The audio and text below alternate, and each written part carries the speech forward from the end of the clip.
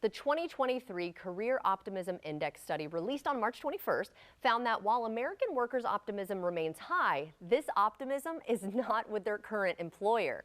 The chief academic officer with University of Phoenix and executive director with University of Phoenix Career Institute, John Woods, joins me now to explain. Thank you so much for joining us. So tell us about this Career Optimism Index and its key findings.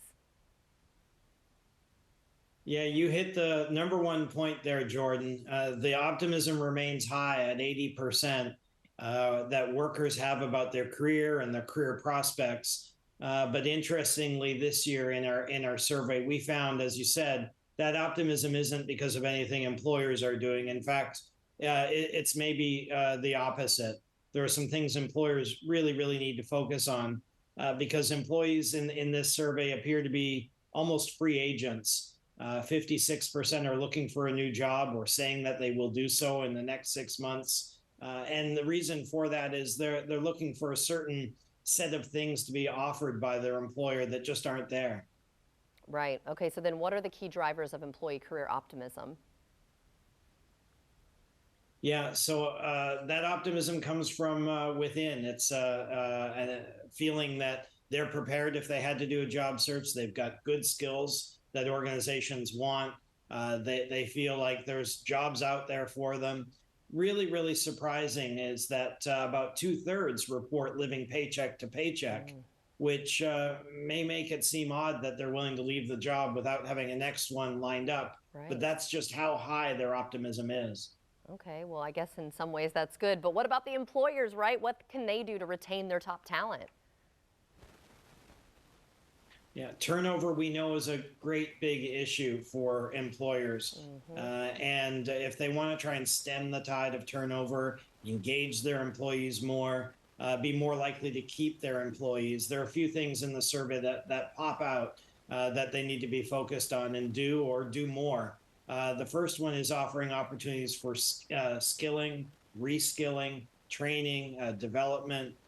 Things like tuition reimbursement really help in that regard. And so that was the number one thing. In fact, 70% of workers didn't make any qualms about the fact that if there was training and development offered, they'd be more likely to stay. But 40% said no training and development was ever offered in their current employment situation.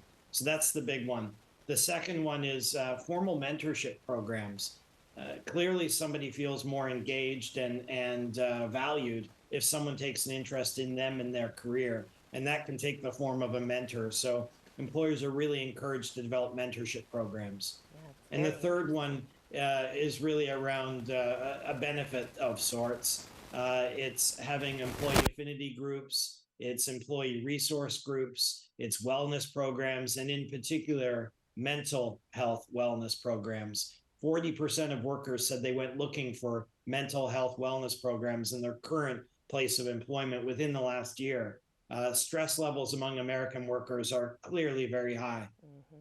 Yeah, definitely. So if an employee decides, okay, well, I think it is time to move on, how can they best prepare themselves for their next career move? Yeah, I think first and foremost, it's asking that current employer or a prospective employer if they do have upskilling, training, development programs, tuition reimbursement. These are clearly important, and workers need to be watching out for these and taking real control of their own development so that they can continue to add new and added value to an organization. The second one is finding a mentor. This might be someone who's got the job you want to have one day, or they've had that job and they've since progressed even further in their career.